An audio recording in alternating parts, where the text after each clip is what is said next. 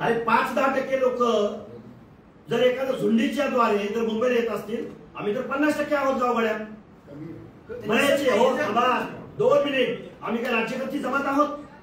आम्हाला आमदार खासदारांचा सपोर्ट आहे. अरे 50% ओबीसी जर एकत्रित झाला काय होईल तुमचं? निश्चित मला या गोष्टीची जाणीव आहे की शोषित, वंचित, भटक्या मुक्त जाती जमाती, बलुते, आलते यांच्यामध्ये एकीकरण खूप अवघड आहे. म्हणून तुम्ही त्यांचं आरक्षण संपवायला चाललाय. म्हणजे आम्ही बोलायला लागलो की आमच्या शब्दाला वाईच नाही. आणि कोण झुंडीद्वारे तिथे येत आहे, बेकायदा मागणी करत आहे. या बेकायदा मागणी करणाऱ्या लोकांना माझं सांगणं आहे, मुख्यमंत्री महोदयांनी नेहमी सांगितलंय, एकनाथराव शिंदे साहेबांनी नेहमी सांगितलंय की आम्ही 10% एससीबीसीचं आरक्षण दिलंय.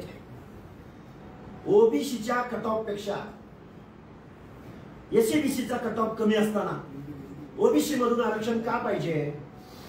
म्हणजे ओबीसीचं आरक्षण संपवणे हा एक कलमी आणि एकमेव कार्यक्रम आहे.